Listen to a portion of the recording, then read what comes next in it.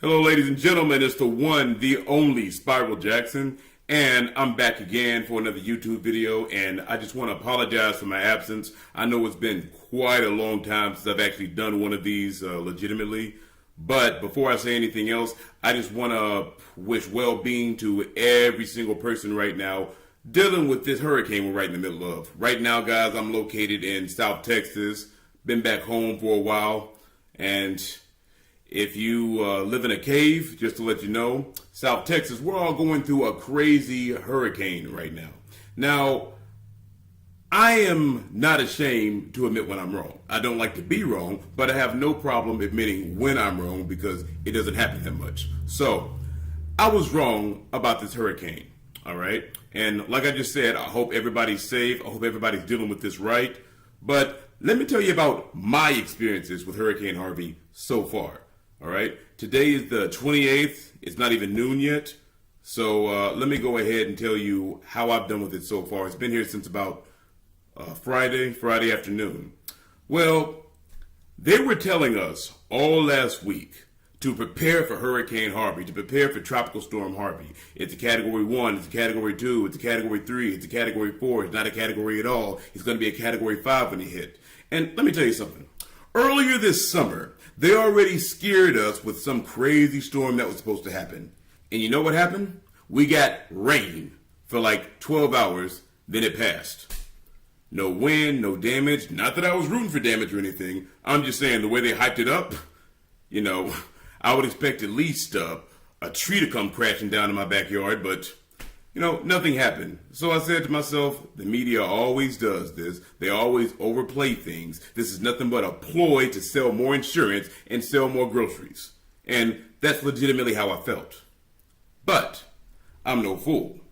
I said, I don't think I'm wrong, but in case I am wrong, let me go ahead and make sure I got food and water for at least a couple days. Now, I'm a big man, and I'm a very active man. Big man plus active means necessary calories needed. So, when I go to the grocery store, oftentimes I don't buy enough food for myself. You know, I'm a 300-pounder, and I go there shopping like I'm shopping for somebody who's 120 pounds. You know, I go to the Whole Food section and I buy a bunch of granola, a bunch of nuts, a bunch of healthy stuff, and I'll come home at about 5 in the afternoon. It'll be gone before breakfast. But anyway, I did that. I bought what I thought was 2 days worth of food, and I just chilled during the hurricane. All right.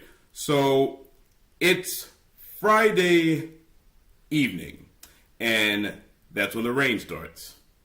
And I'm ashamed to admit that I didn't continue researching this. You know, the thing about weather is you have to continue being updated on it, especially with things like hurricanes and tropical storms, because things change.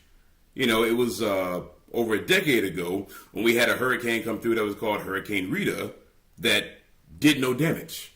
You know, and even if it did, we all evacuated from Hurricane Rita. Everybody went up to Huntsville. Everybody went out of the state. So, and we did that because they said it was going to be a crazy hurricane, and it wasn't. But we are humans. We can't really predict the weather as much as we claim we can, or as much as we want to. I'm living proof of that right now, because the weather started to get worse. Friday, there was rain.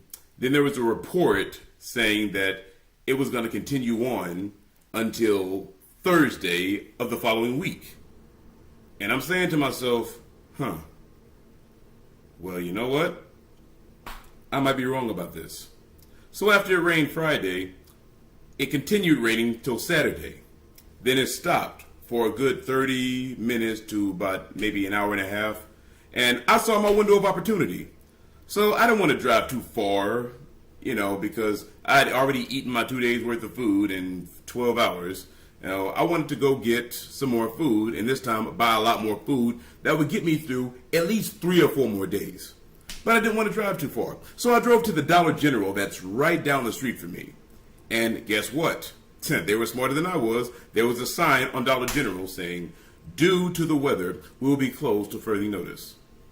Okay, so then I went to Kroger's, which is right close to Dollar General, and they pretty much had the same thing. There was a sign on their door saying, "We are closed due to Hurricane Harvey." I'm like, yeah, all right. So I went to my favorite store, HEB, which is all the way up I-45. So I had to drive about another 15, 20 miles. I got to HEB. There was a sign on the door that just said, "Fuck that." So I'm here shit out of luck because HEB is closed, Dollar General's closed, Kroger's closed. So that leaves me with Walmart.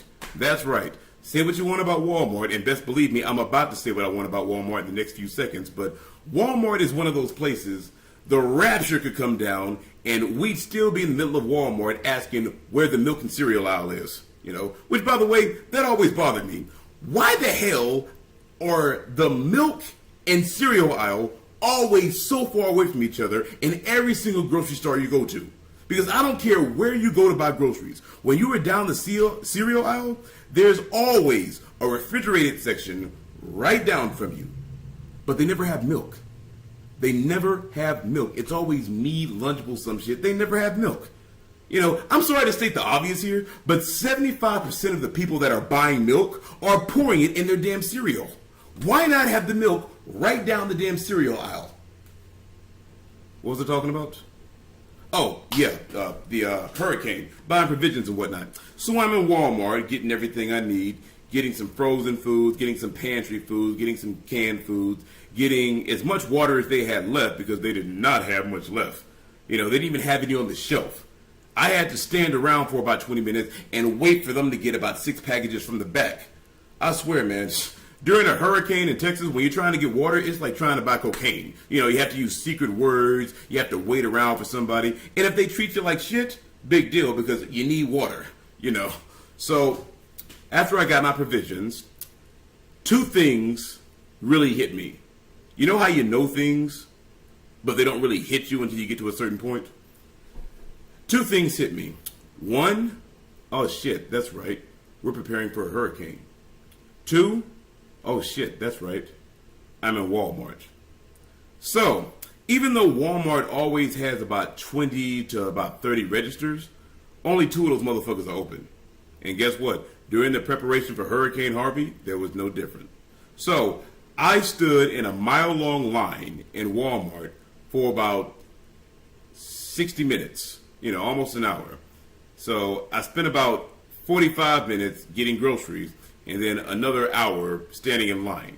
So it's crazy because Walmart was the only store that was open, so everybody that would have gone to Dollar General, HEB, Kroger, they were all piled in to that one Walmart. And believe it or not, there are 2 Walmarts about 6 miles apart from where I stay, and both were packed.